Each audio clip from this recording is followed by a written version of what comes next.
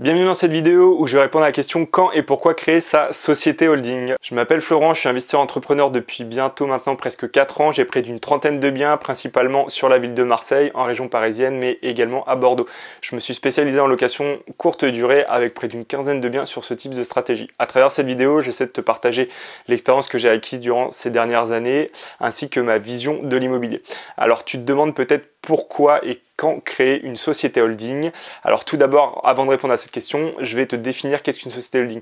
Une société holding, en fait, c'est une société qui va posséder d'autres sociétés, qui va avoir des parts sociales ou des actions d'autres sociétés. C'est à l'image d'un groupe. Quand on entend groupe de sociétés, c'est en fait un rassemblement de sociétés. Souvent, quand on dit groupe, c'est qu'il y a une société holding qui possède un ensemble d'autres sociétés. Alors, les principaux avantages d'avoir une société holding, c'est le régime mère-fille. Le régime mère-fille, c'est un avantage, notamment une exonération importante sur le versement de dividendes entre les sociétés filles et les sociétés holding. C'est conditionné notamment à ce que la holding possède minimum 5% des parts de la société fille. Ensuite, à ne surtout pas mélanger avec l'intégration fiscale. L'intégration fiscale, il faut que la société holding possède 95% de la société fille et ça permet en fait au groupe de sociétés de consolider l'ensemble de ses résultats sur une seule et même société. Alors qu'est-ce que j'entends par consolider ces résultats? C'est-à-dire que plutôt que de déclarer chacun des résultats dans chacune des structures et de payer son imposition sur chaque structure, par exemple s'il y a 3 sociétés, payer ses impositions sur 3 sociétés, là on fait tout remonter sur la holding et donc on ne paye son imposition plus que sur la holding. Alors tu vas peut-être me dire mais pourquoi faire ça? Je vois pas trop l'intérêt, autant payer ses impôts sur chaque structure. Eh bien non, parce que admettons si je te prends l'exemple d'un montage d'une société holding et 2 sociétés, une qui génère beaucoup de déficits et l'autre qui génère des bénéfices, le fait de faire ça, ça te permet un petit peu d'optimiser finalement ton résultat, plus que les bénéfices et les déficits vont remonter sur la holding et donc tu ne paieras qu'une imposition plutôt faible plutôt que peut-être de ne payer 0 € impôt sur ta société en déficit et beaucoup d'impôts sur ta holding et ta troisième société qui génère également des bénéfices. Ça a un autre avantage également, c'est un avantage opérationnel, c'est-à-dire qu'avec une société mère holding et des sociétés filles, tu peux également mutualiser certaines tâches opérationnelles comme par exemple si tu as des fiches de paye à faire, de la comptabilité. Toutes ces tâches peuvent être ainsi mutualisées au sein de ta holding pour le compte de l'ensemble de tes sociétés. Et également pour les investisseurs, quelque chose, en fait c'est un atout, c'est un vecteur d'investissement, la holding, qui est vraiment très puissant puisque si tu as par exemple une société qui génère énormément d'argent, qui a de la trésorerie et que tu souhaites te lancer dans un nouveau projet, acheter par exemple, si je reprends l'immobilier, acheter un nouvel immeuble, acheter des nouveaux appartements à travers une nouvelle structure, via une convention de trésorerie, tu vas pouvoir piocher dans la trésorerie en fait de ta société qui a de l'argent pour la réinvestir dans ta nouvelle structure. Tu fais ça via une convention de trésorerie, donc c'est réglementé, tu ne peux pas faire non plus n'importe quoi.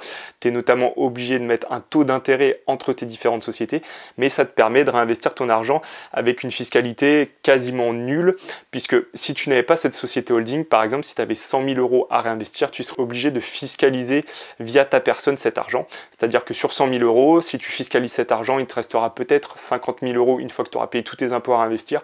Via ce système-là, les 100 000 €, tu peux les réinjecter directement dans ta nouvelle société en mettant un petit taux légal entre tes structures qui est de l'ordre de 1 à 2%.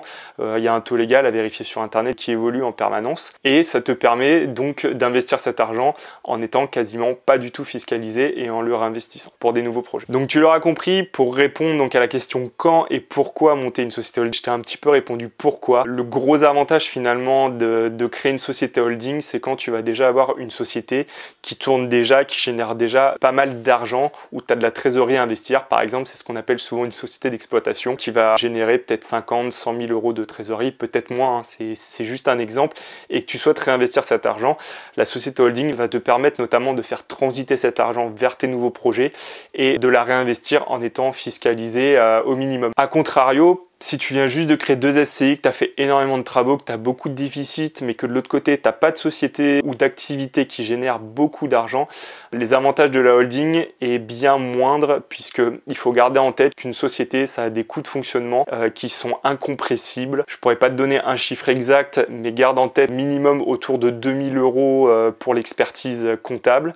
Donc il faut vraiment qu'il y ait un avantage assez important pour le faire. Donc pour répondre à la question quand, c'est il il ne faut pas le faire au début, puisque si tu le fais dès le début dans ton investissement immobilier, tu risques de te mettre plus des bâtons dans les roues que ça risque de t'apporter davantage, puisque finalement ta holding, si tu l'as créée dès le début, ce sera une coquille vide qui n'aura pas d'argent, qui n'aura pas de répondant financier, et auprès des banquiers, auprès de tes partenaires financiers, ça risque de leur faire peur. Donc choisis vraiment le bon moment. Le bon moment finalement, c'est quand tu as pour de l'immobilier une ou deux structures qui commencent à générer de l'argent, que tu souhaites le réinvestir dans une nouvelle société, mais que tu souhaites que ce soit fiscalisé au minimum. Là, ça commence à être intéressant pour construire une holding, ou alors tu as déjà une activité qui génère beaucoup d'argent et tu souhaites la réinvestir dans l'immobilier ou dans un autre projet. Donc voilà, j'espère que tu as bien compris quand et pourquoi créer une holding. Ne la crée surtout pas trop tôt, puisque tu risques d'en tirer plus de désavantages que d'avantages, puisque tes partenaires financiers risquent de ne clairement pas te suivre sur ce projet. Je te parle de ça parce que je l'ai vécu moi-même à titre personnel. J'ai créé un petit peu trop tôt ma holding, j'ai réussi à m'en sortir, mais ça n'a pas été facile, en tout cas au début. Donc voilà, donc si tu as aimé cette vidéo, je t'invite à me laisser un petit pouce et à t'abonner sur cette chaîne. Si tu as des questions, n'hésite pas à me les poser juste en dessous, je me ferai un plaisir d'y répondre. Et si tu souhaites me suivre sur les réseaux sociaux, tu peux me retrouver sur Instagram Florent Richard ou sur Facebook Florent RCD.